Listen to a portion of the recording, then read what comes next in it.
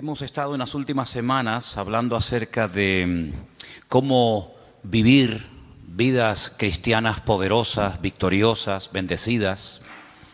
Y como hemos venido diciendo, esto no es una especie de suerte, de lotería, ¿no? Que a unos les toca y a otros pobrecitos que no hay manera. Sino que hay unos principios generales que hay que conocer, verdades que hay que conocer y aplicar a nuestro diario vivir. Y esto, ya te digo, no es cuestión de suerte, no es cuestión de decir, bueno, será que porque una persona lleva ya mucho tiempo en el Señor, parece como que ya la victoria es algo que forma parte de su estilo de vida. No tiene nada que ver con el tiempo.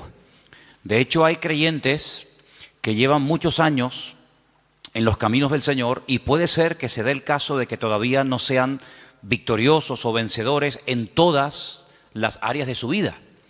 Y después te puedes encontrar con personas que llevan mucho menos tiempo en los caminos del Señor, que puede ser que tengan claro y que las áreas de su vida que en otros creyentes que llevan más tiempo, que ya deberían tal vez de dar ejemplo, pues ya las tienen ellos dominadas, ¿no? Entonces ya te digo, no es cuestión de suerte, no es cuestión de tiempo, es cuestión de conocer la verdad. La verdad, tenemos el texto aquí arriba, os hará libres, pero no solamente conocer la verdad, sino aplicarla. Porque hay gente que sabe mucho, pero luego no practican lo que saben. Y hemos estado viendo en las últimas semanas que hay una lucha, que es la lucha entre la carne y el espíritu. Vimos un poquito más acerca de esto el domingo por la tarde. Y si alguien se ha preguntado, bueno, ¿y esta lucha hasta cuándo va a durar? ¿Hasta cuándo vamos a tener luchas con el carácter, con nosotros mismos, con los problemas y tentaciones de la vida? ¿Hasta cuándo? ¿Será que esto es al principio, primer año? Claro, todo está empezando, todo es nuevo. Ya en el segundo año, un poco menos, y ya a partir del tercero, cuarto, quinto año, ya estas luchas entre carne y espíritu desaparecen completamente. ¿Podríamos dar esa respuesta a una persona que se pregunta cuánto tiempo dura la guerra, la batalla entre la carne y el espíritu? Pues no, sería totalmente incierto, sería falso. Esto no es cuestión de decir, bueno, los primeros años van a ser años duros, difíciles, porque es el tiempo en el que estamos aprendiendo y poniendo la base, el fundamento de nuestra vida, pero luego ya después, olvídate, luego ya a disfrutar, a vivir la vida y ya no hay luchas, ni batallas, ni problemas. No es cierto. Si alguien te ha enseñado o si has escuchado a alguien que predica así, pues no es verdad, porque la batalla, la lucha entre la carne y el espíritu durará toda la vida. ¿Amén? Yo sé que algunos dicen, uy, me cuesta decir amén, pero es así de claro, te va a durar toda la vida. Y en esta tarde vamos a leer unos versículos de Gálatas capítulo 5 que se parecen mucho, mucho a los versículos que leímos el domingo por la tarde, que era el capítulo 8 de Romanos.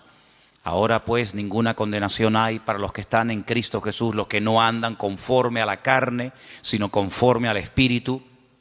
Y vimos cómo el capítulo 8 de Romanos, que es un capítulo extraordinario, donde las palabras claves son carne y espíritu, espíritu y carne, aparecen muchas veces con diferentes connotaciones, con diferentes aplicaciones. Ahora cuando comencemos a leer en Gálatas capítulo 5, verso del 16 en adelante, te va a dar la impresión, te va a dar la sensación de que seguimos leyendo la carta de Pablo a los romanos, pero no tiene nada que ver con la carta de Pablo a los romanos. Esta es otra, esta es la carta a los Gálatas. Y voy a comenzar a leer a partir del versículo 16. Digo pues, andad en el Espíritu. Ya esto ya lo había dicho también a los romanos. No satisfagáis los deseos de la carne, porque el deseo de la carne es contra el Espíritu, y el del Espíritu es contra la carne. Y estos se oponen entre sí, para que no hagáis lo que quisierais. Pero si sois guiados por el Espíritu, no estáis bajo la ley. Manifiestas son las obras de la carne. Y ahora usted, si quiere, las puede ir contando para que usted se dé cuenta cuántas manifestaciones diferentes hay de la carne. Lectura que, por cierto, se leyó también el domingo a la tarde, solamente la volvemos a repetir.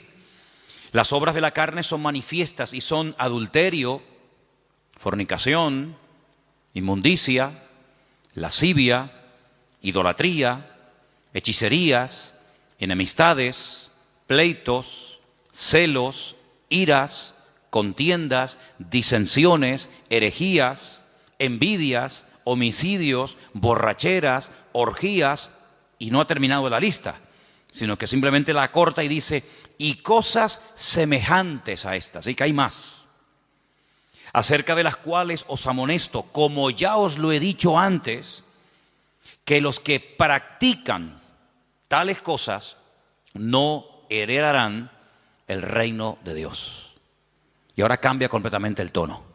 Ahora se va al tema del Espíritu y dice, mas el fruto del Espíritu es amor, gozo, paz, paciencia, benignidad, bondad, fe, mansedumbre, templanza. Contra tales cosas no hay ley.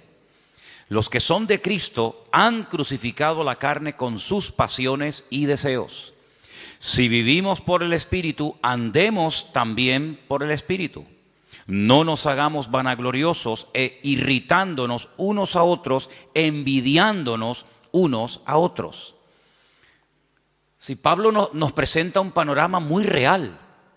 Pablo en ningún momento presenta las iglesias que él pastoreó y fundó en su época como iglesias, como comunidades perfectas, donde no había celos, envidias, no había en definitiva pecado. Claro, si así fuera, nosotros nos sentaría muy mal y nos sentiríamos como los peores cristianos del mundo si leyéramos que los Gálatas, los Corintios, los Filipenses, los Tesalonicenses eran hermanos donde nunca ocurría nada malo, nada negativo, no había envidias, ni peleas, ni celos, ni discrepancias entre los hermanos. Pues nosotros al leer eso, si fuera así, diríamos, Señor, pero qué malos somos. Somos unos pésimos cristianos, porque mira cómo vivían nuestros hermanos del siglo I, sin criticarse, sin tener envidia entre ellos, sin haber competiciones, celos, divisiones, ¿verdad? Sin embargo, el panorama es todo lo contrario. Es todo lo contrario.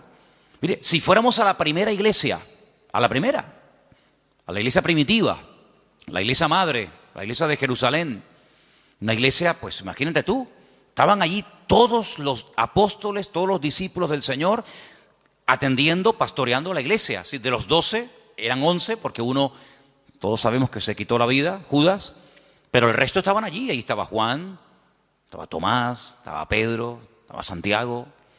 Así que los mejores maestros, los mejores pastores, testigos presenciales de los milagros y de las enseñanzas del Señor. Algo increíble, una iglesia próspera. Dice la Biblia que no había necesitados entre ellos, no había necesitados. No había gente de clase alta, de clase baja, gente con un poder adquisitivo tremendo, gente que los pobrecitos no tenían ni para comer. Dice que entre ellos no había necesitados. ¿Y cómo solucionaban este problema? Porque en las iglesias hoy en día se ven muchas diferencias. Gente que está muy bien, gente que no está tan bien, gente que le sobra de todo, gente que le falta de todo. Pues ¿cómo es posible que en aquellos tiempos el Señor diga, y está escrito, y esto ha sido inspirado por el Espíritu, lo cual no es ninguna exageración ni mentira, que en la iglesia no había ningún necesitado? Bueno, pues muy fácil, muy fácil. Dice la Biblia que los que tenían mucho vendían, se desprendían de su patrimonio y lo repartían a los que no tenían.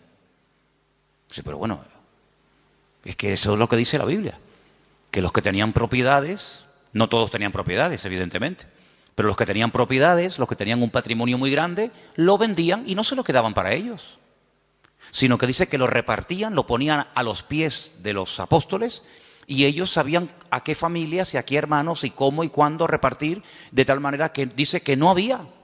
De puertas para afuera, en el mundo, en la calle, habría, imagínate tú, mendigos, necesitados, pero dice que en la iglesia no había necesitados entre ellos, sino que todos tenían todas las cosas en común.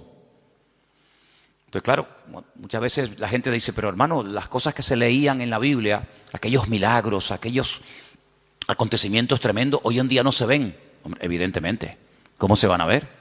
Si la vida de los cristianos no tiene absolutamente nada que ver, nuestras vidas con eso de la propiedad privada y con eso de la privacidad, etcétera, etcétera, nuestras vidas no tienen nada que ver con la vida que aquella gente llevó, por lo menos durante un tiempo. Y uno dice, una iglesia tan bendecida, con tantas enseñanzas, con los apóstoles, con milagros, porque mira que había milagros allí, milagros que a veces ocurrían hasta sin pedirlos, sin querer. Pedro dice que un día iba al culto y cuando él iba caminando, claro, uno proyecta la sombra y dice que la sombra, ni siquiera imposición de manos, ni oración directa, sino su sombra, dice que cuando pasaba y caía por encima de los enfermos, eran sanados, la sombra de una persona, la sombra. Eso no lo hemos visto nosotros nunca, y no sé si alguna vez lo veremos, pero en aquellos tiempos era normal. Y cuenta la palabra que incluso había gente que vivían lejos, ya un poquito más adelante en los tiempos del apóstol Pablo, cuando ya era un apóstol, y dice que había personas que vivían lejos, incluso que tenían problemas con demonios terribles, y Pablo se quitaba una prenda de su ropa, un pañuelo o lo que fuera, y se lo mandaban a través de un familiar o de un vecino o de un amigo, y cuando se lo ponían encima aquella persona se sanaba, era liberado. Unas cosas increíbles, ¿no? Increíbles. Multitudes se convertían, un día 3.000, otro día 5.000. Los cultos de oración eran diarios, dice que todos los días subían a la hora tercera, a las 3 de la tarde, la hora de más calor, pues no había siesta, sino la siesta era culto de oración todos los días.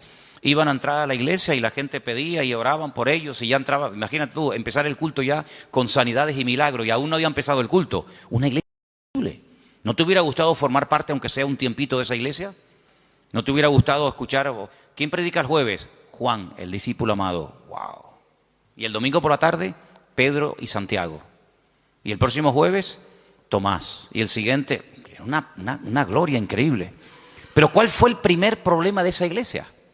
¿Cuál fue el primer problema? ¿Económico? No, porque no tenían problemas económicos. Porque ya ellos sabían cómo solucionar los problemas internos de la iglesia.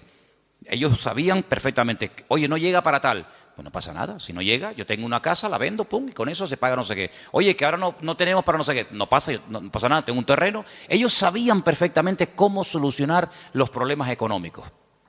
Entonces, ¿cuál fue el problema de la iglesia? Si no fue económico, si no fue falta de crecimiento, si no fue mala doctrina, mala enseñanza o herejías, ¿cuál fue? Murmuración. ¿Cómo? ¿Pero cómo se pueden murmurar? ¿Cómo se pueden criticar unos a otros los hermanos en semejante iglesia?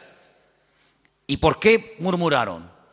Porque cuando llegaba la hora de la comida, que por cierto, comían todos juntos porque era una especie de gran comunidad, pues no sé, dice que las viudas que eran de origen judío, parece, no sé si es algo que realmente era así, pues eran criticadas por otras viudas que dicen, mira, ella le has puesto 2 chuletas, a mí me has puesto una sola. Yo veo en el plato de ella que le has puesto 3 papas, a mí me has puesto 2, y las de ella son muy grandes, las mías son muy chiquititas. ¿Cómo puede ser que una iglesia tan bendecida y tan próspera y tan impactante y tan de todo, el primer problema que registre la Biblia fuera murmuración? Pues ese fue el primer problema de la congregación. Y de ahí nace la idea de nombrar diáconos, ayudantes, colaboradores, que cuando llegue la hora de la comida, pues ellos sean los que distribuyan y se evite este problema en la congregación, porque no vamos a permitir que por la comida y por la murmuración se frene el avance y se estropee el buen ambiente espiritual que hasta hoy hemos tenido. Y entonces dijeron, vamos a nombrar 7 hermanos de confianza, 7 hermanos que los vamos a poner como diáconos, que se van a encargar a partir de hoy de solucionar este tema. Porque nosotros no nos vamos a poner ahora a servir las mesas. Lo nuestro es otra cosa. Lo nuestro es la palabra, la oración, tener comunión con el Señor, atender espiritualmente al pueblo. Pero ahora si nos vamos a poner a dar de comida a miles y a miles de personas, se nos va el día en esto y al final no cumplimos con lo que teníamos que cumplir. Pero claro, pusieron unos requisitos. Dice que tenían que ser hombres llenos del Espíritu Santo, de fe y de buen testimonio y sabiduría, para servir las mesas. Pues si esos eran los requisitos de los diáconos, ¿cómo tenían que ser los apóstoles y los pastores en aquella época? Yo creo que muchos de los que somos pastores hoy en día no podríamos ser ni diáconos en la iglesia primitiva, porque ponían el listón tan alto, era algo tan elevado que pedían para que una persona pudiera atender las mesas, que tú imagínate lo que tenían que pedir para ser pastor. Algo realmente increíble. Así que vemos que el problema de la carne y del espíritu Ya surgió en el seno de la primera iglesia, en la iglesia primitiva. Imagínate 2000 años después. Imagínate 2000 años después. Si viendo y viviendo en aquel tiempo y en aquel ambiente y aquella atmósfera de gloria, de bendición, de un mover de Dios espectacular, donde todo lo que ocurría era genuino. Las cifras que se dan no son aumentadas, no se estiran las cifras.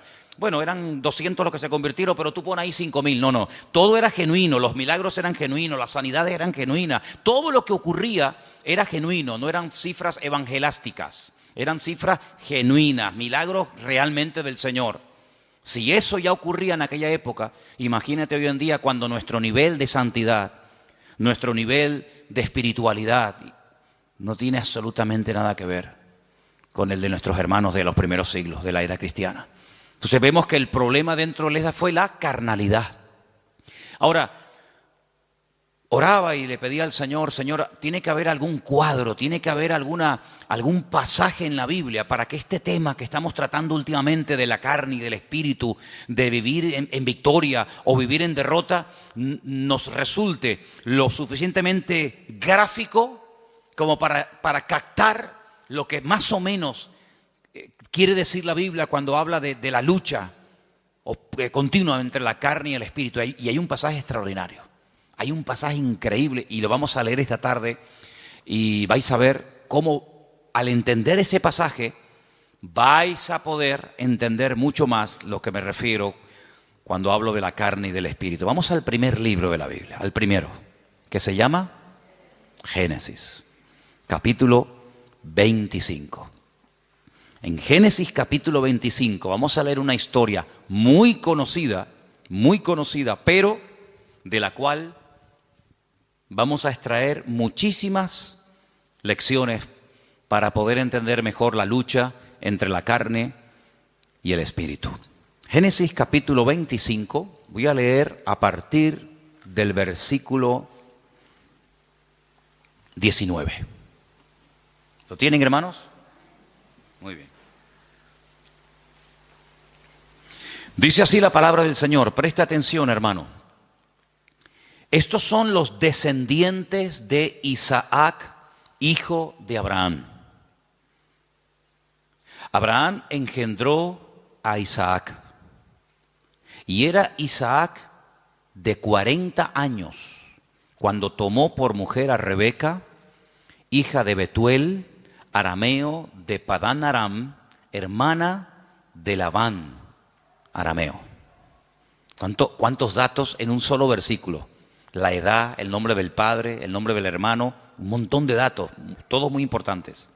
Quédese con esta cifra, 40 años tenía cuando Isaac se casa. Y entonces dice en el versículo 21, y oró Isaac al Señor por su mujer, que era estéril, y lo aceptó el Señor y concibió Rebeca, su mujer. Y los hijos luchaban dentro de ella y dijo, si es así, ¿para qué vivo yo? Y se fue a consultar al Señor. Y el Señor le respondió y le dijo, 2 naciones hay en tu seno y 2 pueblos serán divididos desde tus entrañas.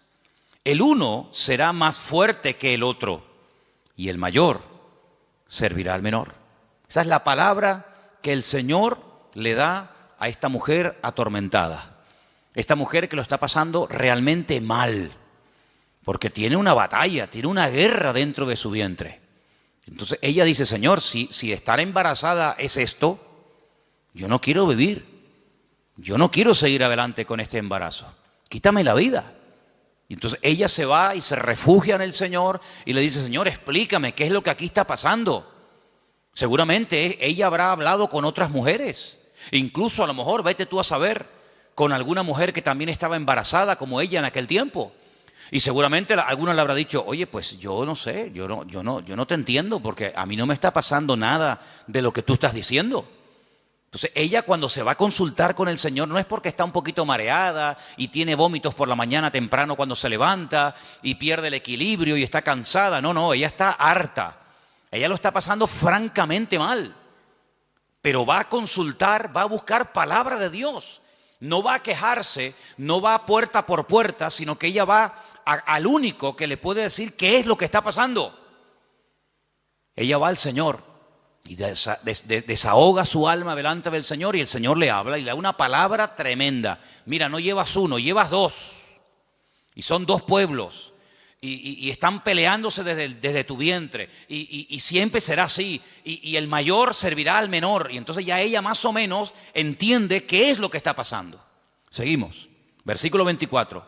Cuando se cumplieron los días para dar a luz, he aquí había gemelos en su vientre. Ya se lo había dicho el Señor, que había dos, no uno. Luego, aquí vemos que la primera parte de la palabra, no llevas uno, sino llevas dos, se está cumpliendo.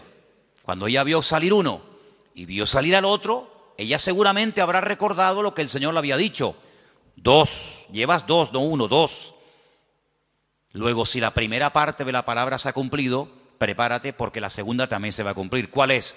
Que se van a llevar como el perro y el gato. Que el mayor va a terminar sirviendo al menor. Que están divididos, enfrentados, peleados desde el vientre, ya están peleándose. Imagínate cuando sean grandes.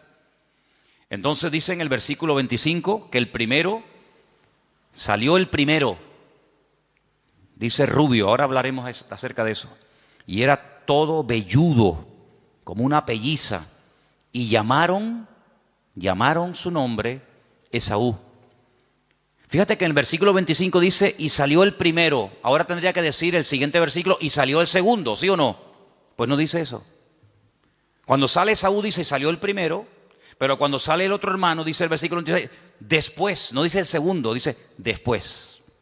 Salió su hermano, trabada su mano al calcañar de Esaú, y fue llamado su nombre Jacob. Y era Isaac de edad de 60 años cuando ella los dio a luz. Yo les dije que en el versículo 20 dice cuántos años tenía cuando se casó. 40. Y al final del versículo 26 dice cuántos años tenía cuando fueron padres. 60. Es decir, que durante 20 años intentaron ser padres y no pasaba nada. Dice la Biblia que ella era estéril. Pero Isaac sabía perfectamente que para Dios no hay nada imposible. Porque Isaac es el resultado de una oración de fe y de una intervención sobrenatural de Dios sobre su madre. Porque ustedes saben que los padres de Isaac fueron Abraham y Sara. Y la Biblia dice que eran gente muy mayor. Ella era de 90 y él de 100 años, tú imagínate. Y para colmo, ella también dice la Biblia que era estéril. Luego, humanamente hablando, entre la edad y el tema de la esterilidad, imposible. Pero él vive. Él sabe que su madre fue sanada cuando su padre oró por ella. Luego, ahora otra vez se repite por segunda vez en una mujer, en una matriarca, el mismo problema que Sara, es estéril. Y se volverá a repetir en la siguiente generación, en Raquel, sabemos, ¿no? Era Sara, era Rebeca y era Raquel. 3 generaciones seguidas de mujeres estériles, pero mujeres sanadas por el poder de Dios. Una generación le daba ejemplo a la otra y la otra a la otra y así sucesivamente. Se pasaban la fe de unos a otros. Por eso dice que era la fe de Abraham, la fe de Isaac, la fe de Jacob, el Dios de uno, el Dios de otro, el Dios de otro, ¿verdad? No se aprendían cosas en una primera generación y luego no llegaban esa segunda y se terminaba diluyendo la bendición, sino que la bendición iba de menos a más. Date cuenta que, por ejemplo, Abraham ora, Dios sana a su esposa y tiene 1. El hijo nace y ora por su esposa y tiene 2. Y nace el tercero, que sería el nieto, en este caso el hijo de Isaac, y en vez de 2, tiene 12 varones y una hembra. Luego la bendición siempre va de menos a más. Ahora, fíjate qué curioso, 40 años tenía cuando se casó, 60 cuando fue padre. Quiere decir que durante 20 años no hay registro en la palabra de que Isaac orara por este tema. Esta es la primera vez que encontramos a Isaac orando por un tema familiar. Esta es la primera vez que la Biblia dice que Isaac se paró y dice, lo hemos leído en el versículo 21, Isaac oró al Señor. Si ustedes leen antes de este versículo, en capítulos anteriores, no dice absolutamente nada. Luego, durante 2 décadas, durante 20 largos años, aquí no pasaba nada.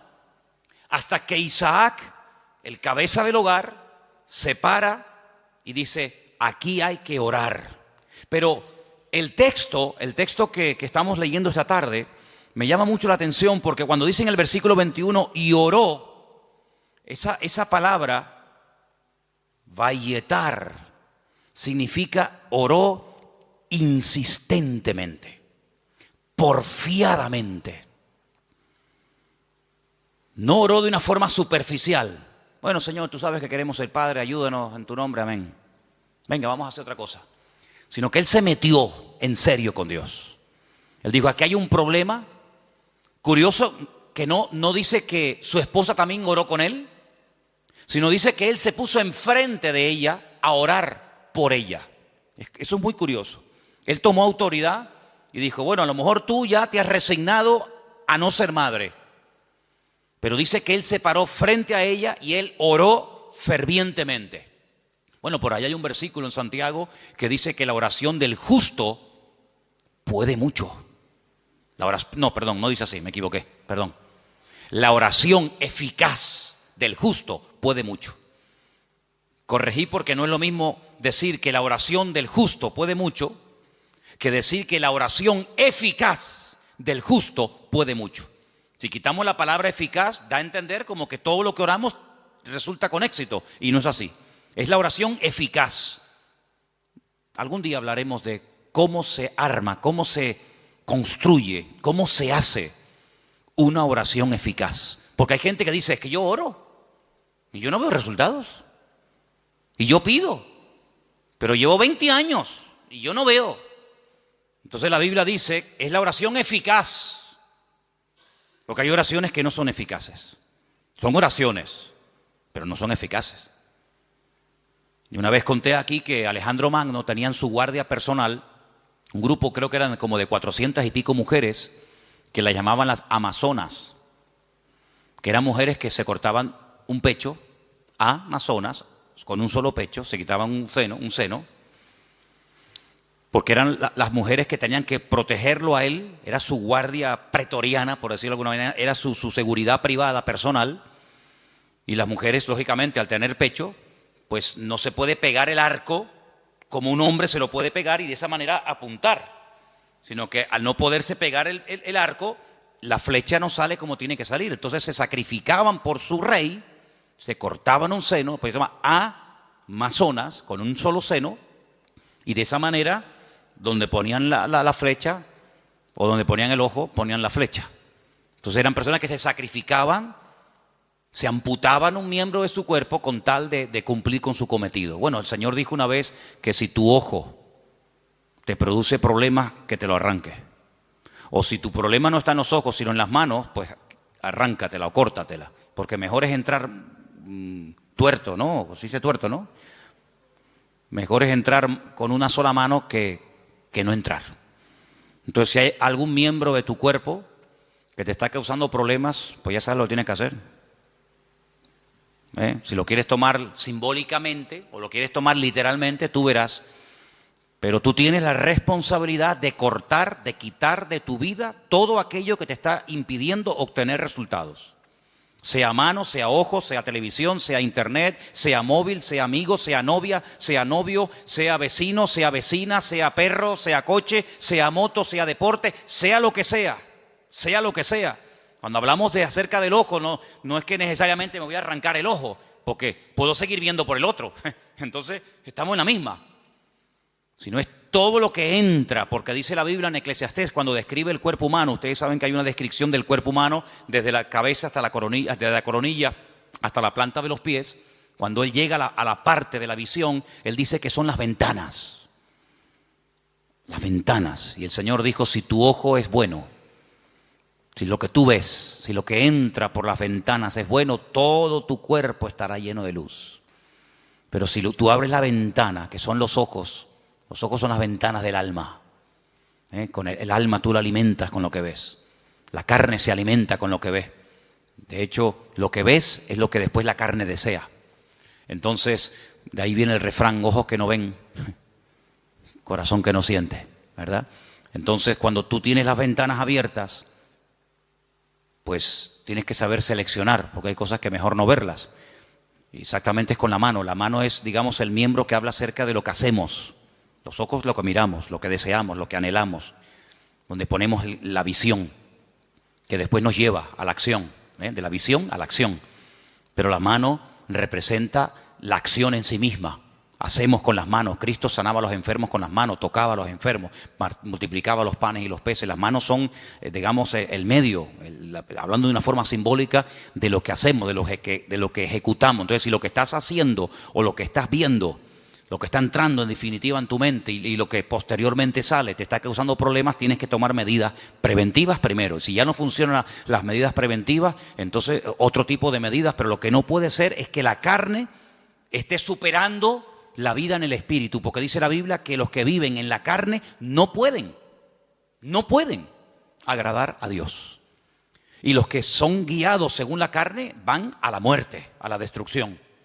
Por lo tanto, hay esa lucha que vemos desde el vientre de la madre de esta mujer, de Rebeca, con estos dos hijos. Ahora, después dice, en el mismo versículo 21, cuando yo he dicho vayetar, significa orar porfiadamente, insistentemente, en el mismo versículo, cuando dice, y aceptó el Señor, ¿lo veis?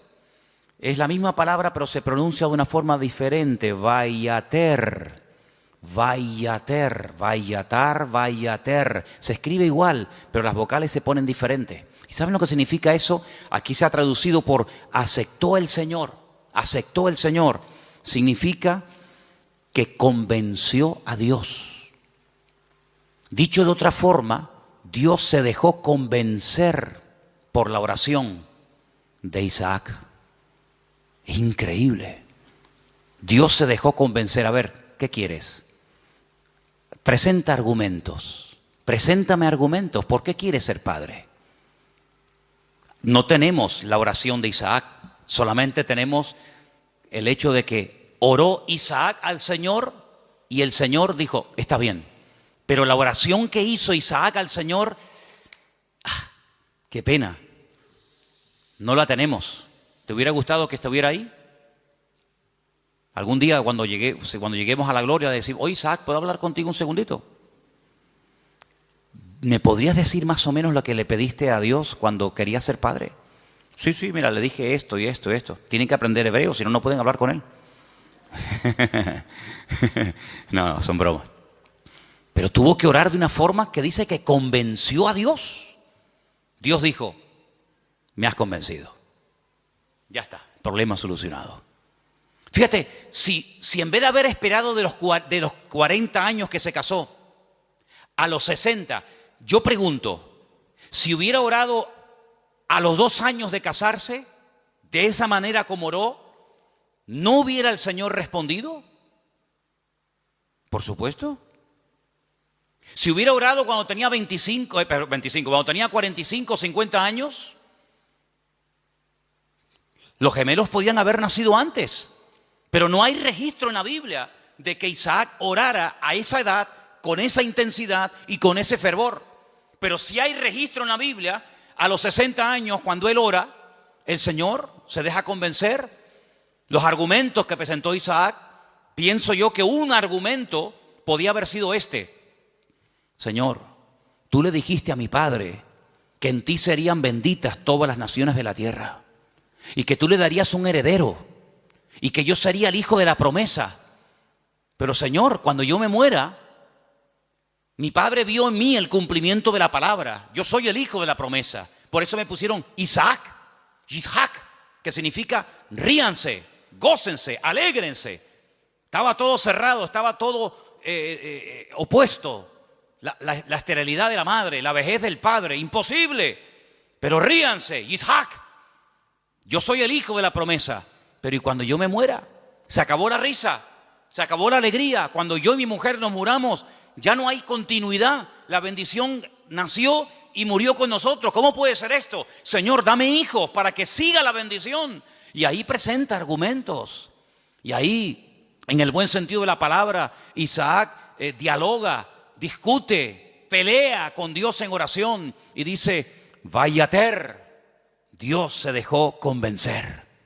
Estoy de acuerdo, Isaac, perfecto.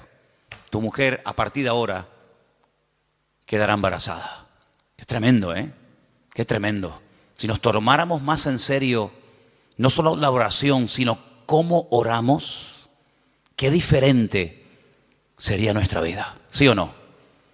A veces no tenemos suficiente fe. Yo sé que la fe la tenemos que poner en el Señor. Eso lo tengo más claro que el agua. Pero el Señor nos ha dado un medio poderosísimo, que es la oración. Si lo usáramos más, si oráramos más fervientemente, y esto no tiene nada que ver con el carácter de uno, porque Santiago cuando dice que la oración eficaz del justo puede mucho, pone un ejemplo. Uno dice, bueno, oración eficaz de un justo, a ver, ¿quién podría ser? ¿Quién? No hace falta que te rompas la cabeza. Santiago dice, Elías era un hombre, dice, sujeto a pasiones semejantes a las nuestras. Cuando se enfadaba Elías, hermano, sal corriendo, Sal corriendo, que cuando éste se enfada, ora a Dios, te cae una llama de fuego encima y te fulmina, Estaban un día en lo alto de una montaña y el rey dice, llámenme al profeta. Y llega un capitán con sus soldados y le dice, varón de Dios.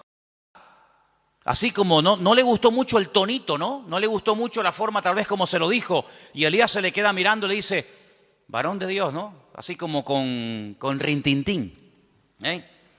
Si yo soy varón de Dios, que quede bien claro y que caiga fuego del cielo y lo hace. Los calcinó a los 50. Hicieron un asado ese día ahí en medio del campo. Al día siguiente el rey dice, bueno, esto habrá sido, no sé, una casualidad. Venga, vayan a buscarme a ese hombre. Varón de Dios, venga, date prisa.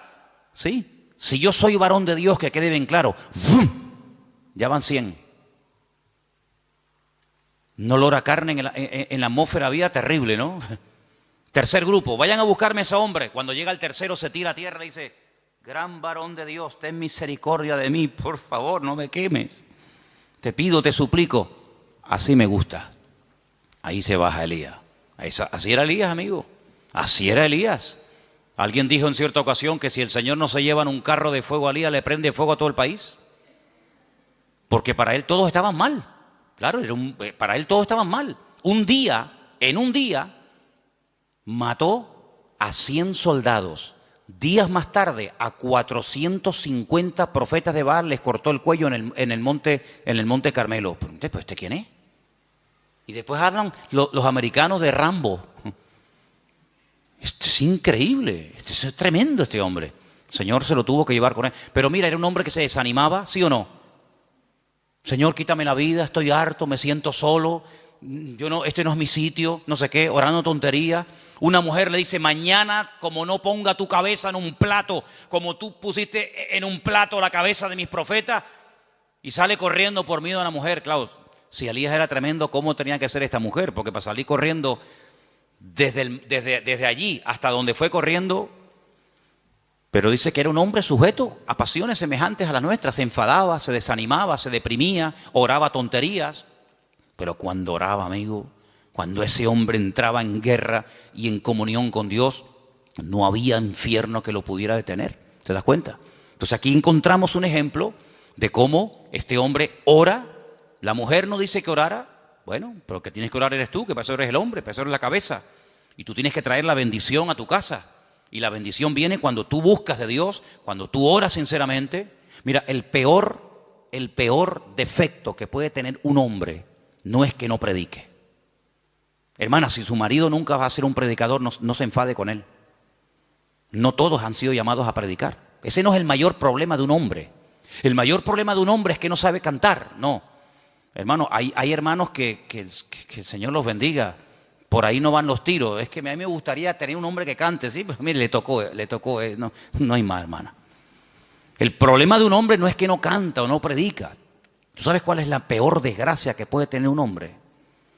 Que no sepa orar. Ese es el problema más grande que puede tener una mujer, es que su marido no ora, que no sepa orar. Porque este hombre, cuando oró fervientemente y oró porfiadamente, insistentemente, automáticamente en la casa, todo cambió, todo cambió. Ahora, la oración trajo problemas, porque por la oración de Isaac, dice la Biblia, que su mujer lo estaba pasando mal. Pero ella, ¿qué fue lo que hizo? Lo que le enseñó su marido: vete a hablar con el Señor, déjate de quejarte, vete a la cámara secreta, y allí en la cámara secreta abre tu alma delante del Señor. Y el Señor le dio una palabra tremenda. A muy pocas gentes el Señor le da palabras específicas para sus hijos, y a ella se los dio. Vamos a leerlo otra vez. 2 naciones hay en tu seno, 2 naciones, 2 pueblos serán divididos desde sus entrañas. Es imposible la convivencia. Un pueblo será más fuerte que el otro pueblo, y el mayor servirá al menor. Tremendo. Este hombre cambió la situación de su casa porque oró por ella. Ahora, lo que me llama la atención, lo decíamos hoy en casa, que cuando su papá, cuidado con esto, cuidado, porque hay cosas que se transmiten a través de lo físico, de lo genético, pero también hay cosas que se transmiten de generación en generación por la vía espiritual. Si me sacan una célula de mi cuerpo, cualquiera que sea, y extraen un ADN de mi pelo, de donde sea, en un 99,9% ese ADN dirá que yo soy hijo de fulano de tal. Es inevitable, totalmente inevitable. Las famosas pruebas de paternidad. Ah, no, es que ese hijo no es mío. Sí, hazte una prueba de paternidad y ahí, amigo, ahí sale. O eres o no eres. Bueno, tal vez no. O eres o no eres. Lo genético, queramos o no, se transmite de generación en generación. ¿Y lo espiritual? Porque dice la Biblia que somos espíritu, alma y cuerpo. Luego transmitimos la genética, y como lo natural es un reflejo de lo espiritual, lo he dicho ya 1.000.000 de veces, pues si transmitimos lo genético, si transmitimos lo físico, lo espiritual, no te quepa la menor duda. Por ahí podríamos un día hablar largo y tendido sobre este tema. Dice la palabra de Dios que tal la madre, tal la hija. ¿Sí o no?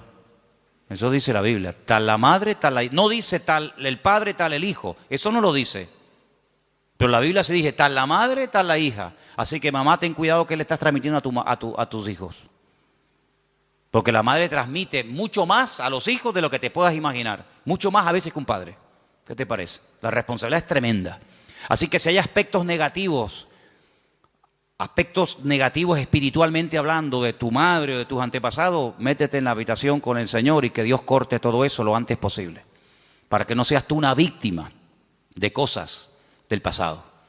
Aunque un día hablaremos más detenidamente sobre todo esto. Pero lo que quiero decir con todo esto es que él no tomó una sierva. Él podía haber dicho, bueno, ¿qué hizo mi padre cuando oró y no venía yo, no nacía yo? ¿Qué hizo mi padre? Tomó una sierva. Era la costumbre de la época. La costumbre, no lo bíblico, no lo correcto. Por dejarse llevar por la costumbre, resulta que hasta el día de hoy estamos pagando las consecuencias de aquello. Porque no fue una palabra dada por el Señor como ahora el Señor le está diciendo a Rebeca lo que le está pasando, sino que fue una costumbre. Cuando la señora de la casa no podía tener hijos, o bien porque fuera estéril, o bien porque fuera demasiado mayor, la costumbre era una criada, la criada de la señora, la criada de confianza de la casa, pues podían tener relaciones sexuales, el amo con ella, y ese hijo que naciera se consideraba hijo legítimo del matrimonio. De hecho, había prácticas que a la hora de parir se ponía una debajo y otra arriba, y las dos hacían como que estaban pariendo, y no, era toda una historia, ¿no? Isaac podía haber dicho, bueno, pues yo voy a hacer lo mismo. Él no hizo eso. Porque él aprendió que imitar lo que otros hacen para obtener resultados no es lo correcto. No hay que imitar lo que hacen otros y mucho menos tomar costumbres y aplicarlas como si fueran principios bíblicos. Tú no tienes que imitar a nadie. Es que mi padre lo hizo, pero eso no significa que tú lo vas a hacer. Mira, hay un momento en la vida de Isaac en el que él tiene la tentación de hacer lo mismo que hizo su padre. No con la criada, ya eso lo dejamos bien claro, porque Isaac prefirió esperar en Dios 20 años que precipitarse y adelantarse, como hizo su padre con Agar, y fue un desastre. Que al final saben que tuvo que expulsarla, al hijo, etcétera, etcétera. Pero hay un momento en el que él quiere bajar a Egipto, porque su papá bajó a Egipto. Y entonces el Señor lo para y le dice, no, tú no bajas a Egipto. Entonces no tengas la tendencia de imitar, de copiar, de hacer lo que otros hacen, porque en ese caso le resultó favorable o tuvo algún éxito o tuvo alguna bendición. Dios no es un Dios de métodos, es un Dios de principios. ¿Cuántos dicen amén? Usted no tiene que imitar, no es que, es como por ejemplo, usted sabe que cuando hay una persona enferma, siempre hay alguien que se te acerca a decirte lo que tienes que tomar. Cuando hace poco tenía la garganta mal, me afectó un poco la garganta, si yo me hubiera tomado todo lo que me dijeron, me hubieran envenenado. Me hubieran envenenado. No, tienes que tomarte tomillo con un poco de orégano y con una cuchara y una yema de huevo. Al rato venía otro. No, lo que tú tienes que hacer es tomarte gárgaras de limón con miel por la mañana. Venía otra. No, lo tienes que hacer de una infusión de jengibre. Si yo llego a mezclar todo eso, estaría muerto. Porque todos tenemos siempre la tendencia de decir a los demás lo que tienen que hacer. Y aquí vemos algo muy importante. Isaac dijo, mi padre hizo mal. Pero yo no voy a imitar a mi padre. Yo voy a orar al Señor, y aunque seguramente Isaac tenía muchas criadas y muchas siervas, yo no voy a hacer eso. Y eso se lo transmitió a su mujer, de tal manera que ella, cuando está mal, lo que hace es lo que su marido le ha enseñado. Vete a orar y el Señor te dirá lo que tienes que hacer. ¿Cuántos dicen amén? Tremendo, este pasaje me gusta muchísimo.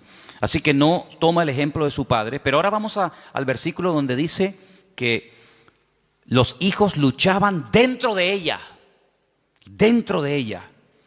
Hay otra versión que dice se agitaban. Hay una palabra un poquito extraña en hebreo que es vayitrosasú, algo así, que viene de la raíz ratz, que significa correr, destrozar, aplastar. Se estaban matando los hermanos en el vientre de la madre. No es que decía, échate un poquito para allá, como por las noches, ¿no? Cuando estamos durmiendo, sobre todo cuando hay calor, ¿no? Los matrimonios, cuando hay calor, que dice, échate para allá. Cuando hace frío, dice, échate para acá. No es que quedamos, para allá o para acá, depende de la estación. Échate para allá, échate para acá. No es que estaban ahí incómodos, ¿no? ¿Verdad? Sino que se estaban matando. Querían salir los dos antes de tiempo. Se estaban aplastando, se estaban dando una cuerada entre ellos tremenda. Ahora tú imagínate tener dos, si ya uno es complicado, imagínate tener dos que se están matando y peleando el uno al otro. Bueno, el otro día me contaron algo, yo no sé si era verdad o no, pero dice que una madre embarazada denunció a su hijo antes de nacer, porque le estaba dando un mal embarazo. Lo denunció. Y dice que un juez aceptó la denuncia y que cuando salga niño, no sé, lo llevarán a comisaría o le pondrán las esposas, yo no sé. Denunció al hijo porque le estaba causando problemas al embarazo. Oye, hay que estar de verdad. Después dicen que nosotros estamos locos, pero el mundo está, bendito sea Dios. Denunció al bebé que aún no ha nacido. Imagínate tú, su propia madre. Pórtate bien, que te portes bien, que no te muevas. Imagínate dos peleándose ahí, matándose y pellizcándose y pegándose puñetazos. Es que hay dos dentro. Y uno es completamente diferente al otro. Y ahí es el cuadro que yo estoy utilizando esta tarde para reflejarles la realidad de la batalla que hay entre la carne y el espíritu. Uno tendría que sentirse tan mal como se sintió Rebeca Cuando hay esa batalla interior dentro de nosotros entre la carne y el espíritu, que no nos queda más remedio que ir a hablar con Dios y desahogarnos con el Señor. Ella no dijo, bueno, esto es normal, sino cuando en nosotros hay esa guerra, como decía Pablo, Romanos capítulo 7, léanlo, es un capítulo tremendo. Pablo abre su corazón, Pablo se quita la careta y dice, hermanos, lo que quiero hacer no lo estoy haciendo. A veces hago cosas que no quiero hacer. Miserable de mí, ¿quién me librará de este cuerpo de muerte? Lo que quiero hacer no lo hago, hago lo que no quiero y hay una ley dentro de mí.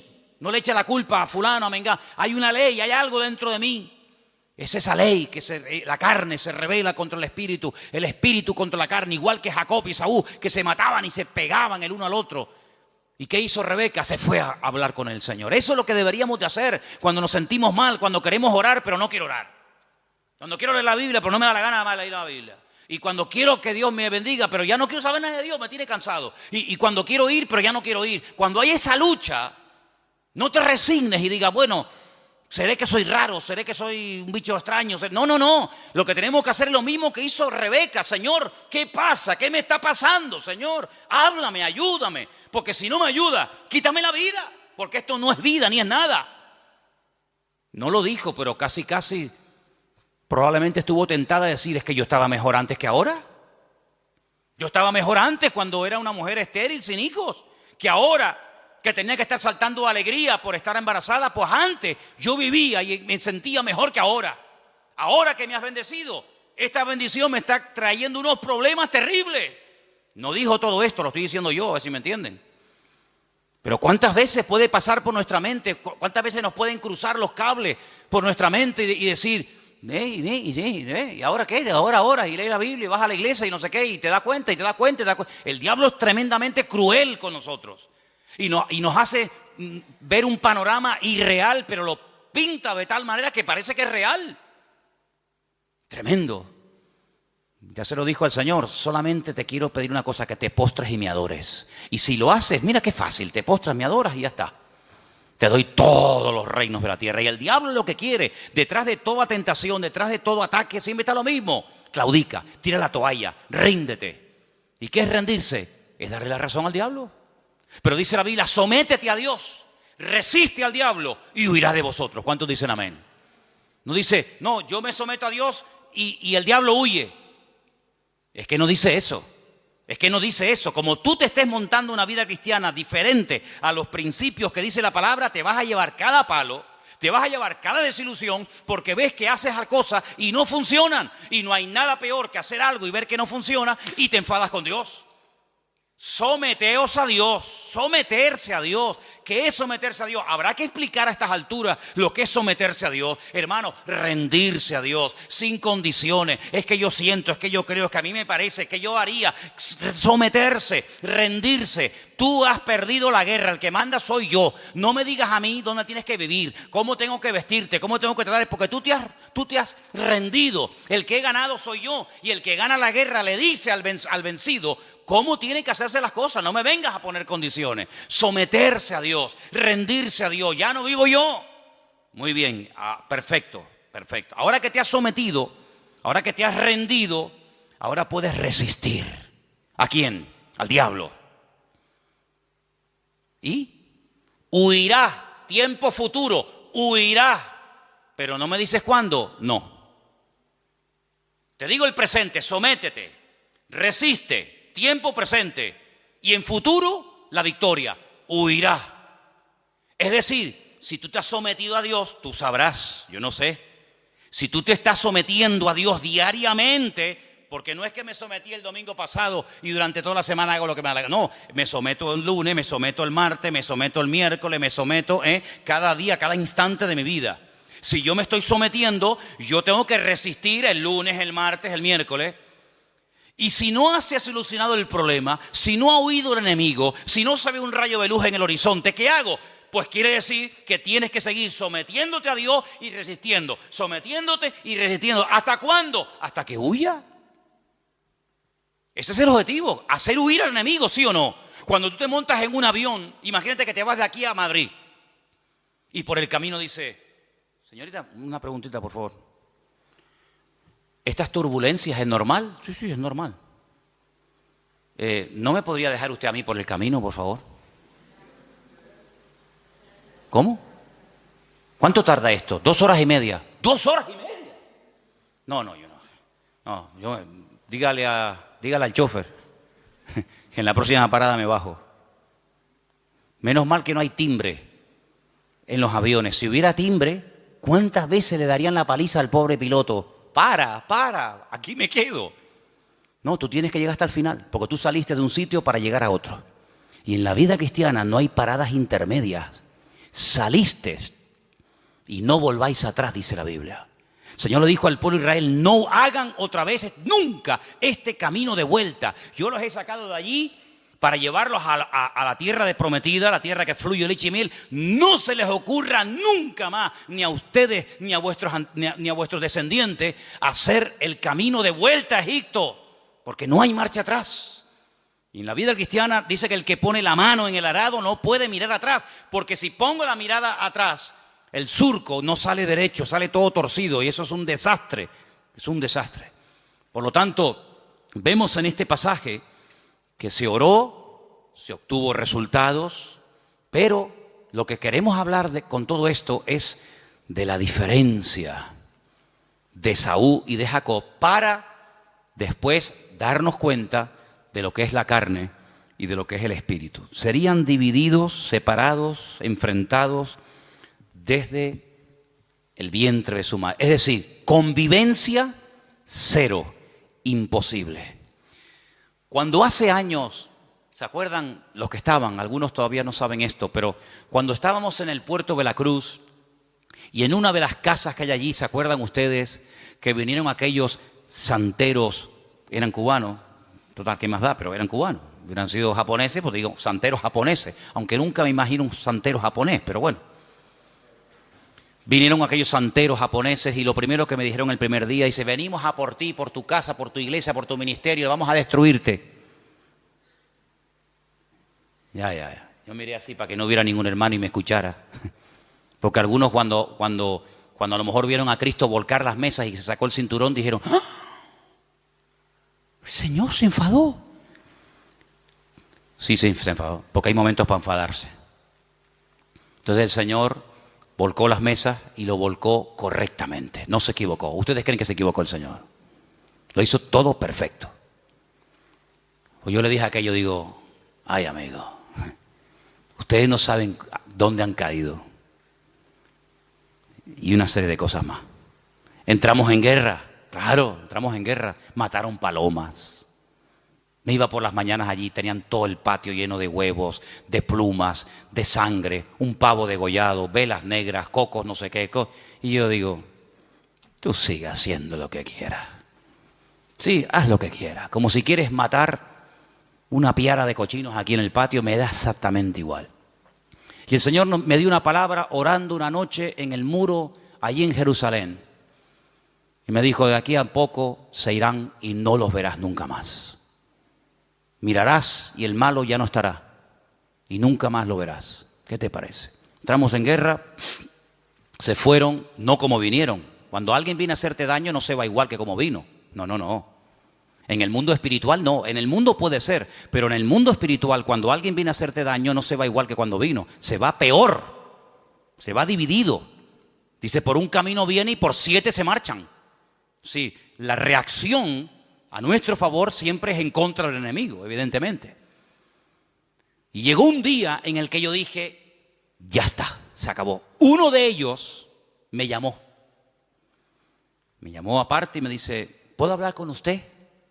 Ya cuando a mí me hablan de usted, yo digo, qué curioso. Ya me habló de usted. Y me dice, ¿por qué no llegamos a una convivencia? Así me dijo, esa fue su palabra. ¿Por qué no llegamos a una convivencia? Y le dije, jamás en mi vida, por encima de mi cabeza, yo jamás conviviré con ustedes. Hijos del diablo, les dije. Que vienen aquí ustedes a hacer daño. Convivencia en absoluto. La única convivencia que hay es que ustedes quemen toda esa basura, lleguen adentro a la iglesia, se conviertan y le pidan perdón a Dios por lo que están haciendo. Se fue, imagínate tú, como un saltaperico. ¿Qué te parece, amigo? Convivencia, principio del fin. ¿Ya quieren convivir? Pues ya saben que no pueden, vamos a convivir. No habrá nunca convivencia entre Esaú y Jacob, jamás. Es más, la debilidad y la derrota de uno fortalece y le da la victoria al otro. No pueden estar los dos como cabeza. Cuando uno está como cabeza, el otro tiene que estar como cola. Y cuando el otro está como cola, el otro está como cabeza. Es algo antagónico, no pueden estar los dos en la cúspide de la pirámide. O uno está arriba o el otro está abajo. De hecho, cuando uno está arriba es porque se ha fortalecido con la debilidad del otro. Y cuando el otro está abajo es porque su fortaleza la ha perdido y la ha tomado el otro que le ha vencido. Eso es así en el mundo espiritual. No puede haber convivencia entre la luz y las tinieblas. Donde hay luz, no hay tinieblas. Y donde hay tinieblas es porque hay ausencia de luz. Pablo utiliza todo esto y dice, hermanos, qué comunión, qué común unión puede haber entre Satanás y Cristo. Qué común unión puede haber entre la luz y las tinieblas, entre un inconverso y un creyente. Ninguna. Por eso dice, no se unan. El mundo quiere unirse, claro. Para el enemigo eres atractivo, para el enemigo eres un trofeo de guerra. Pero le dice el Señor al creyente, no al inconverso. Al creyente dice, no te unas. Él querrá unirse contigo. Hay gente del mundo que se enamoran de chicas cristianas. Hay chicos de la calle que se enamoran de chicas y los del mundo claro, porque tienen un atractivo, tienen una gracia de Dios. Pero tú enamorarte de uno del mundo, ¿estás loco o qué? Es convertirte en tinieblas siendo luz, amigo. Es increíble. No hay ningún tipo de convivencia y por eso lo que el Señor le está diciendo a esta mujer, a Rebeca, es que no habrá convivencia ni dentro ni fuera, ni cuando son chicos ni cuando son grandes. Y cuando los dos nacieron, dice la Biblia que uno era de una manera y otro era de otra. Es decir, natural reflejaba lo distinto que eran el uno del otro. Y eso es lo que tenemos que tener en cuenta para darnos cuenta de que vivir en la carne es totalmente opuesto a vivir en el espíritu. Y no he terminado, mira todos los apuntes que tengo aquí apuntes para una semana, pero quiero terminar diciendo algo, escúcheme bien. Si alguien se pregunta, ¿y puedo vivir un poquito en la carne y un poco en el espíritu? Por ejemplo, sábado hay culto de jóvenes, ¿no? ¿Sí o no? Bueno, pues el sábado canto, oro, alabo a Dios. El domingo también, porque hay culto, entonces tengo que portar bien. No puedo comportarme mal, ni decir palabrotas, ni... Sábado y domingo está bien, total. Pero claro, ya el lunes, el martes que no hay culto, el miércoles que no hay culto, entonces no has entendido nada. Porque no se puede convivir, no se puede vivir en la carne y en el espíritu. Hubo un hombre en la iglesia de Corinto que estaba dentro de la iglesia, dentro del cuerpo de Cristo, pero estaba viviendo en la carne. ¿Sabéis el caso, no? Dice la Biblia que el pecado que estaba cometiendo, cuando Pablo se lo comenta, dice, oye, pasa esto y esto. ¿Cómo? Dice, lo que ese hombre está haciendo, el pecado que está cometiendo ese perverso, lo llama así la Biblia, perverso, que viene de pervertido. Dice, ni los del mundo lo practican. Ni los del mundo están viviendo en tanto desorden como ese que se llama hermano, pero se ha metido dentro de la congregación y no tiene nada que ver con una vida de un cristiano. Pablo dice, yo ya lo tengo claro. Bíblicamente dice, yo ya he juzgado ese caso. Yo ya lo he juzgado. Juntaos vosotros con mi postura, con mi espíritu, con mi determinación y cogerlo y sacarlo de ahí. Entréguenselo a Satanás para que destruya la carne a ver si su espíritu se salva. Una cosa increíble. Entonces le dijeron, mira, ven para acá, aquí no puedes venir más. Te estaba acostando con la mujer de su marido, de su padre, que a lo mejor no era su madre, pero podía ser la madrastra. Estaba teniendo relaciones sexuales con la mujer de su padre. Y Pablo dice, pues pero eso ni en el mundo se hace eso. Ni en el mundo se comentan esos pecados.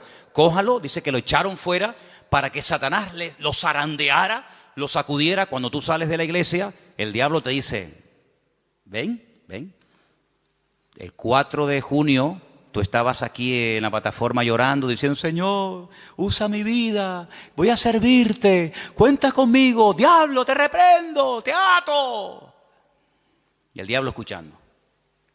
El diablo dice, hoy está eufórico, hoy está animado, le tocó el mensaje, está potente. Espérate la semana que viene. Cuando estás, no voy más a la iglesia, estoy desanimado. No sé qué. El diablo dice, ven para acá. ¿Qué me dijiste tú el otro día por la tarde? Te reprendo, diablo, fuera, diablo. Ven, te mete una sacudida en un minuto que tus 6 meses de cristiano te los tira por tierra, amigo. Te mete una tunda que en algunos casos algunos ni se levantan. Fíjate lo que te digo, ¿eh? Cuando ustedes oren, ustedes se están comprometiendo. El mundo espiritual oye, los demonios oyen, los ángeles oyen, Satanás oye, Dios oye. Y el mundo espiritual tiene una característica que a veces los seres humanos hemos perdido, y es que son pacientes. Son pacientes, saben esperar, son sigilosos como la serpiente, que están horas y horas y horas en un charco de agua colgados en un palo.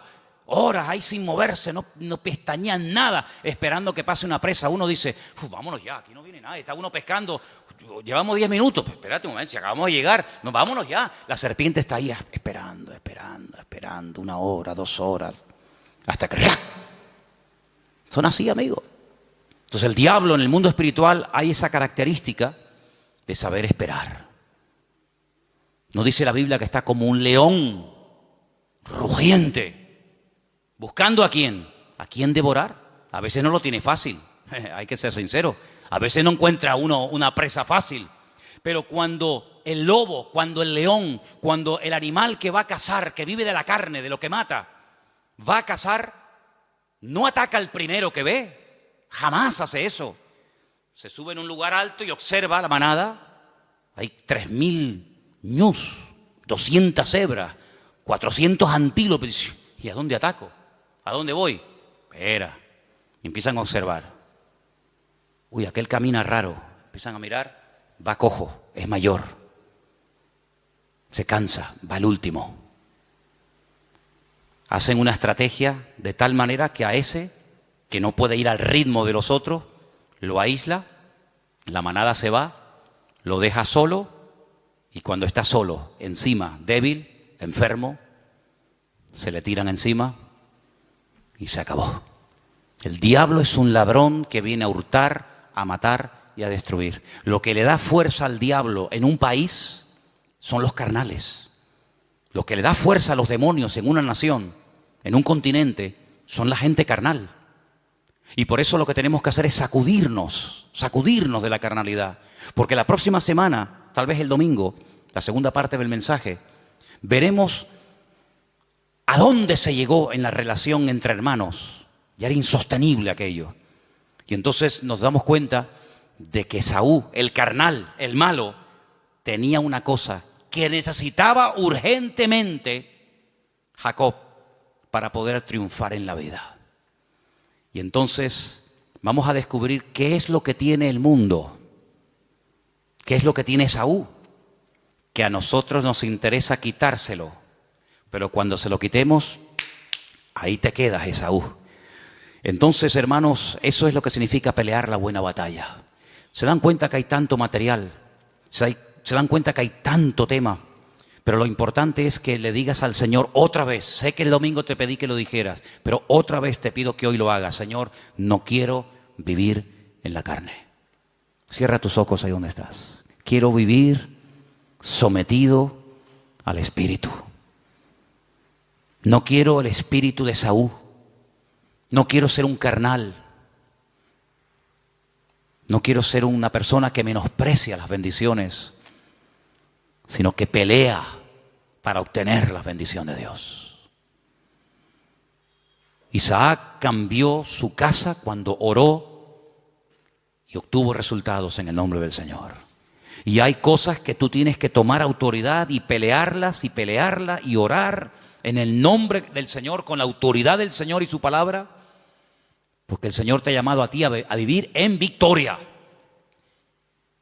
Y en esta noche yo quiero que tú le digas: Señor, quiero vivir en el Espíritu, ayúdame a vivir en el Espíritu, renunciando a la carne, renunciando a vicios, renunciando a viejos recuerdos, a costumbres, renunciando a todo lo que no trae gloria a Dios. Y en esta tarde me someto al señorío de Cristo. En esta tarde me someto a la palabra, al trato de Dios en mi vida. En esta tarde, Señor, me someto al Señor para que pueda resistir al enemigo y obtener victoria. Gracias, Padre, porque tú eres poderoso en mí. Gracias, Padre, porque mayor es el que está conmigo que el que viene contra mí. No hay nada ni nadie que pueda destruir a un hijo de Dios.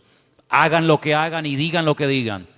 De hecho, lo han hecho y es una pérdida de tiempo. Es al contrario, cada vez la bendición viene al que está siendo atacado, al que está siendo perseguido, porque la unción trae persecución. Y cuando hacemos la voluntad de Dios, el Señor siempre bendice. El resultado, el botón de muestra, es lo que Dios está haciendo en las vidas. Y eso es algo incuestionable. Bendito sea el nombre del Señor. Recibe toda la gloria y enséñanos estos principios para que no vivamos ni un minuto más en la carne, sino en tu Santo Espíritu y en tu palabra. En el nombre de Jesús. Amén.